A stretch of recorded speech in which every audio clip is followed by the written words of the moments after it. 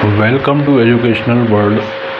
आज इस book review programme में मैं आपके लिए लेकर आया हूँ बेसिक ऑफ इंफॉर्मेशन टेक्नोलॉजी के 3 राइटर की बुक्स का रिव्यू, जिसमें हम समझेंगे कि विशेषता इन राइटरों ने क्या अपने बुक के माध्यम से किस लेखन पद्धति में और क्या उनका जो आपका कह सकते हैं लिटरेचर रिव्यू रहा है, किस आधार पर उन्होंने काम किया है, उन सबका एक समग्र विश्लेषण जो है मैं आपके सामने प्रस्तुत करूंगा। तो चलिए प्रारंभ करते हैं।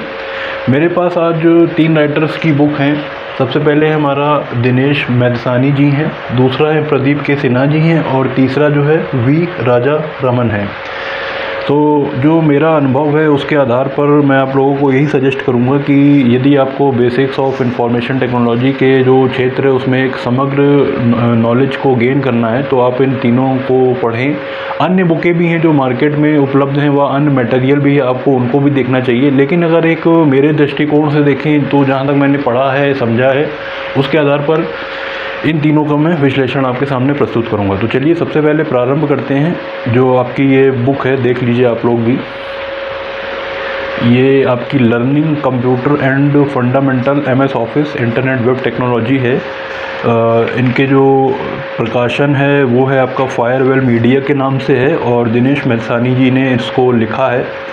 तो काफ़ी अच्छे लेखक हैं, इन्होंने समग्रता से चीज़ों को समझाया है, शॉर्ट करके भी चीज़ों को दिया है। और इसमें जैसे हम बात करें कंटेंट में तो इसमें आपको कंप्यूटर हिस्ट्री जनरेशन्स मिल जाएंगी, क्लासिफिकेशन ऑफ कंप्यूटर मिल जाएगा, नंबर सिस्टम्स मिल जाएगा और डॉस कमांड मिल जाएंगी। और जो आपके लिए जो सिलेबस के आधार पर ही बुक डिज़ाइन करी गई है, इसमें आपको एमएस ऑफिस के भी विंडोज़ ऑपरेटिंग सिस्टम्स हैं, इंट्रोडक्शन टू माइक्रोसॉफ्ट ऑफिस है, वर्ड प्रोसेसिंग एंड वर्ड आपका स्प्रेडशीट है, एक्सेल्स है, माइक्रोसॉफ्ट पावर पॉइंट दिया गया है। उसके बाद इंटरनेट के जो अच्छे कंसेप्ट्स होते हैं जो हमारी एक समझ को डेवलप करते हैं कि आपका टेलीकम्युनिकेशंस डिवाइसेस क्या होती हैं, ईमेल क्या होते हैं, ये सारी चीज़ें बड़ी समग्रता से इसमें समझाया गया है। और इसमें अगर आपको HTML का थोड़ा सा आपको ज्ञान बढ़ाना चाहते हैं, HTML किस तरीके से होता है, तो आपको इस बुक में वो भी मिल जाएगा। और ज़्यादा नहीं है, टोटल जो है बुक बढ़िया है। टोटल इसमें जो नंबर ऑफ़ पेजेस हैं वो कुल आपके अप्रॉक्सीमेटली वही करीब 200 के अप्रॉक्स होंगे। तो जो मुझे इसकी लैंग्वेज लगी वो थोड़ी सी अच्छी है। लैंग्वेज को आप अगर एक बार पढ़ेंगे थोड़ा सा कंसंट्रेशन से तो आपको क्लियर हो जाएगी। अच्छी बुक है और डायग्राम के माध्यम से भी आप लोगों को समझाने का इन्होंने काफ़ी मदद करी है। तो अच्छी बुक है और आप लोगों को पढ़नी चाहिए। नेक्स्ट बुक की हम बात करते हैं, हमारी फंडामेंटल ऑफ कंप्यूटर्स है, वी राजा रामन की जी की है। ये भी बुक अपने आप में एक अच्छी शैली विकसित करती है। और मैं आपको यहाँ पर एक छोटा सा सजेस्ट ये करूँगा कि यदि पहले आपको बेसिक लेवल से स्टार्ट करना है तो उसके लिए आपकी ये वाली बुक जो है वो बहुत ही महत्वपूर्ण होगी। उसके ये बुक पढ़ने के बाद फिर आप इस पर आएँ। राजा रामन जी की बुक है।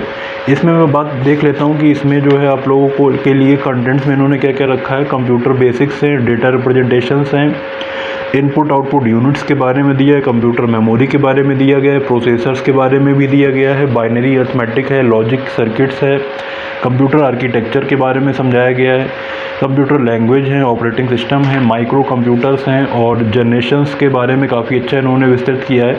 और सबसे बड़ी बात यह है कि यहाँ पर इन्होंने जो जनरेशन्स की बात करी है तो उसमें मूरे लॉस को भी और पैरेलल कंप्यूटर्स को बहुत ही समग्रता के साथ समझाया है, तो जो काफ़ी अच्छी लगी मुझे।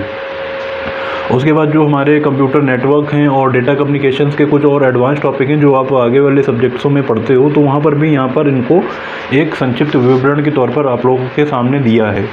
और यहाँ पर एक अच्छी बात ये भी है कि अगर आपके पास कंप्यूटर ग्राफिक्स की थोड़ी सी नॉलेज आप गेन करना चाहते हो, मल्टीमीडिया का रिलेटेड आपको इन्फॉर्मेशन भी जो लास्ट के यूनिट नंबर 15 और 16 है उसमें आपको आसानी से मिल जाएगी। और जो इनकी लैंग्वेज है, ये लैंग्वेज थोड़ी सी मैं कह सकता हूँ कि एक स्टूडेंट के तौर पर आप लोगों को थोड़ी सी कठिन लग सकती है, बट आप अगर 2 से 3 बार उसको पढ़ोगे तो आपको समझ में आ जाएगा। और यहाँ पर इन्होंने फ्लो चार्ट के माध्यम से भी समझाया है चीज़ों को और डायग्राम्स में भी इन्होंने अच्छा रिप्रेजेंट किया है, तो आप लोग इसको तो कंसल्ट कर सकते हैं। अच्छी बुक है ये और ज़्यादा समय नहीं लेगा ये बुक, कम से कम आपके लिए मेरे हिसाब से 3-4 दिन में आप इसको कंप्लीट कर लोगे। और काफ़ी अच्छी बुक है, कवर वगैरह भी आप लोग देख रहे होगे, अच्छा नॉलेजेबल बुक है। उसके बाद अब बात कर लेते हैं तीसरी बुक की। जो तीसरी बुक है हमारी वो है कंप्यूटर फंडामेंटल्स की, जो प्रदीप के सिन्हा जी हैं और प्रीति सिन्हा जी हैं। ये बेसिकली जो बुक्स है ये ज़्यादातर आप देख लीजिए, ये बुक है जो ये BCA वगैरह में प्रेफर करी जाती है। तो मैं ये सजेस्ट करूँगा कि जो कंप्यूटर से क्षेत्र के व्यक्ति हैं उनको तो इस बुक का एक अवलोकन करना चाहिए। साथ में जो अपनी नॉलेज को एनहेंस करना चाहते हैं वो भी इस बुक पे जा सकते हैं। इसकी ख़ास बात क्या है कि ये देखिए, देखने में भले ही थोड़ी सी बड़ी लग रही है बट इसमें डिटेलिंग बहुत अच्छी करी गई है। आप किसी भी टॉपिक को अगर समझेंगे तो उसको एक आसान भाषा में थोड़ा सा समझ पाएंगे और एक संपूर्ण नॉलेज आपको इसमें मिल जाएगी। तो इसके अगर हम इंडेक्स पे देखें तो इंडेक्स पे इन्होंने लिखा हुआ है, इंट्रोडक्शन है कंप्यूटर के बारे में पहले तो बताया गया है, और बेसिक्स ऑफ कंप्यूटर ऑर्गेनाइजेशंस हैं, नंबर सिस्टम के बारे में बताया है, कंप्यूटर कोड्स के बारे में बताया गया है, बूलियन अलजेब्रा के बारे में बताया है। चैप्टर नंबर 7 में प्रोसेसर्स और मेमोरी को बहुत अच्छे से इन्होंने डिस्कस किया है। और जो आपका सेकेंडरी स्टोरेज डिवाइस होती हैं जिसमें हमारे मैग्नेटिक टेप्स आते हैं उसके बारे में इन्होंने काफ़ी अच्छे से बताया है। CD-ROM disc array, optical disc के बारे में एक बड़ी नॉलेज यहाँ पर दी गई है। उसके बाद इन्होंने जो है इनपुट आउटपुट डिवाइसेस के बारे में बताया है। कंप्यूटर सॉफ्टवेयर को अगर आपको अच्छे से पढ़ना है तो जैसे एप्लीकेशन सॉफ्टवेयर क्या होता है हमारा और सिस्टम सॉफ्टवेयर क्या होता है, उनके विद एग्जांपल इन्होंने एक्सप्लेन किए हैं और कुछ अन्य कैटेगरियों को भी यहाँ पर बताया गया है। उसके बाद बात करते हैं planning of the computer program की। तो प्रोग्रामिंग लैंग्वेज में जैसे कि अभी हमारा जो C का रनिंग बैच चल रहा है उसमें मैंने फ़्लो चार्ट के बारे में बताया था, एल्गोरिथम्स के बारे में बताया था, तो उसकी पूरी डिटेलिंग जो है उसमें यहाँ से आप पढ़ सकते हैं, वो आपके लिए अच्छा रहेगा।